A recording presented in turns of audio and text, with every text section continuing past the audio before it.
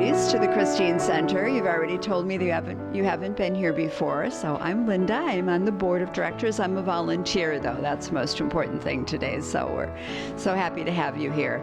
The folder that we've given you has some information about the Christine Center. On the right side, we're celebrating our 40th anniversary.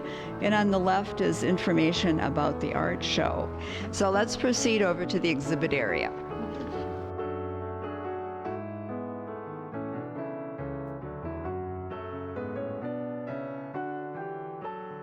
So we're entering the area that we have the work of Sister Gabrielle Uihlein on display. So she's an artist in residence, and this is part of her mixed media collection. So we have some on the walls and then also on this table. Now, Gabrielle provides a variety of different programming options for us, right? She does a creative painting class for those of us who have no painting ability at all. She makes it fun, and we have a nice product in the end, although it's not about the product. So we're going to ask Gabrielle to say a little bit about her work and what inspires her, such a diverse and broad array of offerings she has. Thanks, Linda. I'm so delighted to be here, and especially to be part of this show, to show off the beauty of the Christine Center and the creativity that happens here at the center. What I have on display are mandalas, and many of them are from the workshops that I do here, where I use them as kind of demonstrations for mark making. I'm a great believer that soul wants to express in images, and soul wants to express with more than just words. And so learning how to put a pencil on a piece of paper and trusting that the next mark is exactly the mark that's needed is the process. Now, when you do that kind of intuitive work, there's a real sense of aliveness, and I love to work on black paper. The black paper is so different than the white paper we typically use, and also the black is mysterious because we don't know what's going to be the very next mark.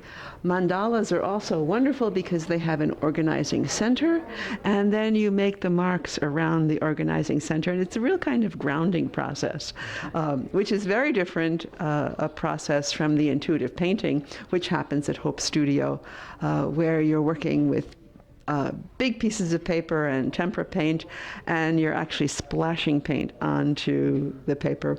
I'm very grateful to be able to do that here at the center. Thanks. Now over here I want to draw your attention to the Cookies of Joy. So one of the other things that we do is once a year there is a Hildegard of Bingen weekend. Sister Gabrielle has been studying Hildegard for a number of years and does a wonderful program. There's singing and dancing and a lot of information about Hildegard and her philosophy of life. She was an amazing woman.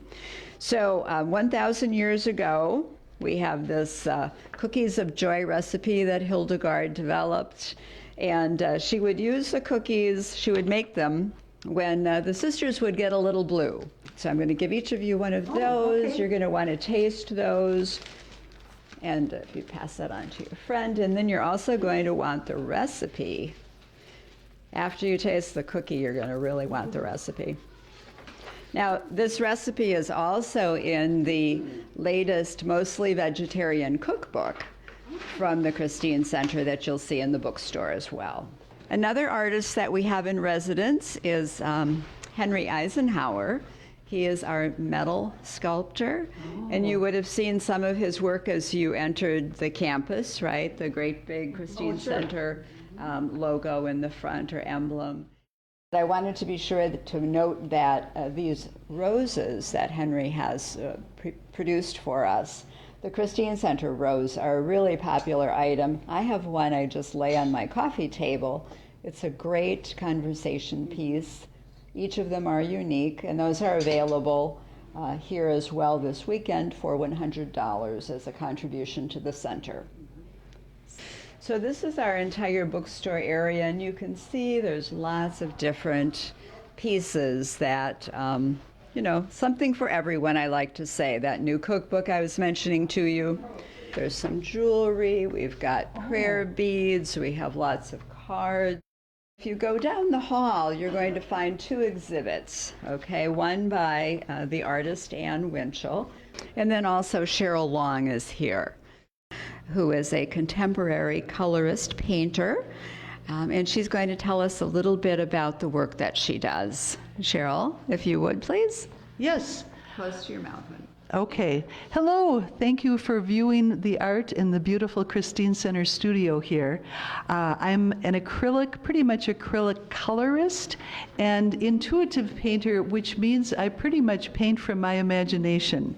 And I love to play on the canvas. I never believed I was an artist until late in life. My career was a counselor and a psychotherapist, but I enjoy bright color, and it's been great fun having people come into the gallery here and light up with my colors. It seems to make them happy. Thank you, Cheryl, and I enjoyed one of your pieces too. I'm the proud owner of the new item over here, the butterfly. It's the Butterfly Fiesta Bowl. It's wonderful. It's just wonderful. Again, Cheryl Long, Luminous Art. Luminous Art. Thank you.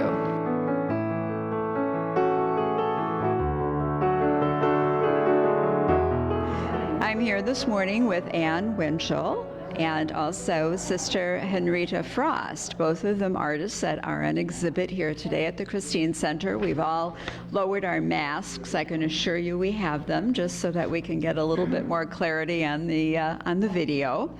But I'd like to hear from Sister Henrietta. If you would just say something to us about your meditation mandalas, something that might help us to understand what a mandala is, how you developed it. How I developed it. Well, I sit for a long time when I'm developing one to get the center of it. And it usually comes through prayer. I try to make mine spiritually focused. And then I proceed from there, just trying to find what follows from all of this. Like this morning, a woman bought one of my mandalas, which represents the Blessed Mother and the Rosary. And so I took time to explain to her how this developed. So it takes me a very long time to make a mandala. All right, yeah, so. Excellent. So a great investment in not only time but also prayer and reflection. So beautiful. And Anne, I'm sorry to get my arm in front of you there, but also would like to hear about your work and what you might share with us about that. Yeah, you know, I'd never done any artwork at all until I came to one of Sister Gabriel's intuitive painting workshops 5 years ago. And once I started doing that, and then I came back for the mandala workshops, and there's been no stopping. And it's because I've had these experiences here that I'm now studying oil painting. And I spend most of my time doing artwork, and I love it. Oh, wow. What a wonderful tribute for how life unfolds, right? You ladies have created some beautiful pieces, so thank you so much for taking a moment with us. Thank you. Thank you.